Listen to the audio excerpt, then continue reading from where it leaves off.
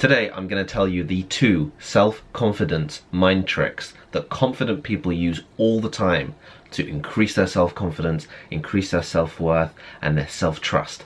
Check it out in this video. If you like videos like this, you want to become more confident, more self-confident, then hit that subscribe button. I have a bunch of other videos like this and I'll be coming up with more on this topic as well.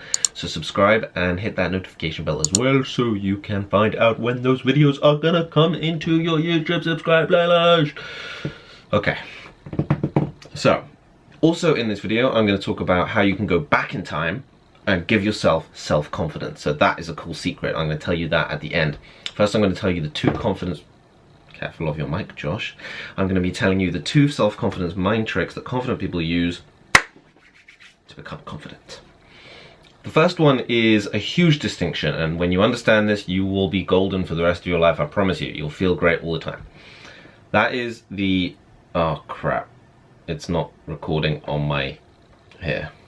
Alright, I just connected my audio to my phone, and now I should be clear again, because this thing is useless, so it's just going to get in my way and I'm going to knock it. The first big distinction between confident people with the secret mental mind trick that they use is the distinction, the mindset of being a social person versus a loner person, right? Introverts or extroverts. Oh, so you're either social or you're not social and you don't speak to anyone, right? So this is a big distinction, right? And there's obviously like a massive range along the entire spectrum, where somebody has no friends, somebody has thousands of friends, and all the way in the middle, right, with loads of different types of people. But one of the biggest things that really confident people do is they are very good at making friends and being social. And the secret here, and this is the mental mindset trick, the trick that you have to do, is you have to start trying to make other people feel good. And when you make other people feel good in social situations, it teaches your brain that you are so abundant in confidence and self-confidence that you're willing to share it with others and make other people feel more confident. Because when you're nice to people, you make people smile, you make people happy, or you're just pleasant to be around, you're not complaining or negative or angry or stressed, or you're not being nice with an agenda. You're not trying to be nice just to get something, not that sort of thing. I'm talking about genuinely being cool, like nice, comfortable, calm, relaxed, making people smile, making people happy, that sort of thing. When you make other people feel good, it shows yourself how confident you are, right? It makes you feel better about your own confidence-giving powers, and that results in more self-confidence. So just start with that, by being more social and making other people feel good, but before thinking about yourself and how do I feel, how are they making me feel, what's that person thinking about me, me. Or when you're in a social situation, complaining. Think about, like, when you complain, how does it make the other person feel? Or when you're angry, how does it make the other person feel? Right? Start being empathetic towards the other person and how they feel. Promise you'll increase your self-confidence with that. Also, when you're nicer to other people, there's a bonus, there's a benefit. You get positive feedback from others, which makes you feel good too, because other people are like smiling and giving you eye contact and being nicer back to you. So that is like, makes you feel good, makes you feel more confident, right? So it's a loop. Okay, so how are you able to give yourself self-confidence, and how can you go back in time as well? We spoke about this. How will you go back in time and give your past self-confidence, which is really, really powerful. So first, you have to do the same thing to yourself that you would do to others, and that is make yourself feel good and be nice to yourself, right? So we beat ourselves up so much. You can't do this, you suck, you're fat, you're ugly. We beat ourselves up so much. We speak to ourselves in our brain like madmen, right? It's crazy what we say to ourselves. We probably wouldn't say those things to any other people.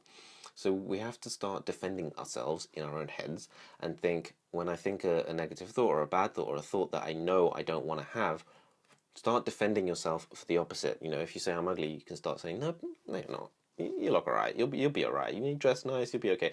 Whatever. Something that you would do to be nice to someone else, if they were having a problem, you be nice to yourself. And the more you're nice to yourself, the more you make yourself feel good in your mind, the more self-confidence you will begin to have and be able to express outwards and be able to share, and then you get more back, and then it grows and grows and grows. So that's the other mental mind trick, right? So you want to be able to give it to others, and you want to be able to be nice to yourself. That's the simplest way I can understand it, being nice to yourself. You can talk about willpower, and you can talk about growth mindset versus fixed mindset, but that's all the same thing. It's being nice to yourself. Saying that you're a fixed mindset, that you can never improve, that you're stuck where you are, that's the fixed mindset, that's not nice, because it's good to be able to improve and grow, and that's the growth mindset. So again, I'm simplifying it because it really is simple. Just be nice to yourself. It's so simple. Okay, so how do you go backwards in time and fix your past, right? Your past when maybe you were less confident, or you were shyer, or you got embarrassed more, or you're more socially introverted, or you weren't self-confident for whatever reason. Maybe it was the opposite. Maybe now you're becoming less self-confident. But either way, going back in time, what you want to do is go into your memories. Think about a time when you didn't have much confidence. You know, a moment, a scene, something like that. And then start to do what we're talking about now, and just do it with those memories, right? So if there's people around, be nice to them. And if you're there in the thought, well, of course you are, who else is it going to be?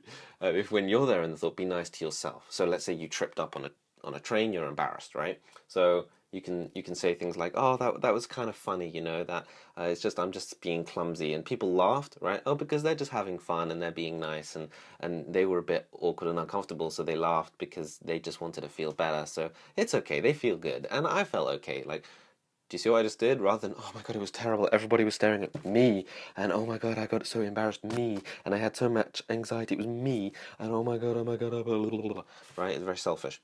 So do what we said at the beginning of this video, but do it on your memories too, and that really, really, really works, right? If you did something bad, or you feel like you did something bad, you can make yourself feel good about it. Now, if it's your morals that you didn't want to do that thing and you still wouldn't want to do that thing, like I did some bad stuff I still wouldn't be proud of, then you don't have to be nice to yourself about those. You just be like, right, don't do those again. And then be nice to yourself about the present, that you're not doing those things. And it's the same if someone did that stuff, like if someone got embarrassed right in front of you. Now, according to this whole idea, instead of laughing at them being mean and nasty, you would try to make them feel good. And usually that would come out as laughter. There's the weird kind of paradox, because when people laugh at you, actually they're laughing with you, and they're laughing at themselves, laughing, or they're laughing because you're okay. Like if someone trips up, usually people don't laugh out of spite, they laugh because they're actually okay. If that person had broken their bone and the bone was sticking out, people don't laugh, they freak out, they freeze, or they run towards them, or they run away, right? There's different types of reactions. Laughter, however, is usually a very, very, it's a good thing, but people misinterpret it as people laughing at them. And even if people are laughing at you, which does happen as well, usually it's they have an issue in their own head, and they feel like they have to be mean to other people in order to make themselves feel better. Again, you can have empathy towards that sort of situation. It's going a bit deeper. So I went deeper than I actually expected to in this video. I hope you like that. A lot of psychology there, or at least this is the stuff I think about when I think about being more self-confident. It's very, very powerful stuff. Okay, so these two tricks, the being more nice to other people in social situations, and then being nicer to yourself in social situations and in general, and then being nice to your past memories. Those are a few mental tricks that you can use to get self-confidence. If you stuck through this video, well done. You're obviously really wanting to improve your self-confidence, so keep up the good work. And check out, I've got a blog post with tons of self-confidence advice, tips, steps, quotes, stories, loads of stuff about how to improve your self-confidence. So check that out. I'll link that in the video.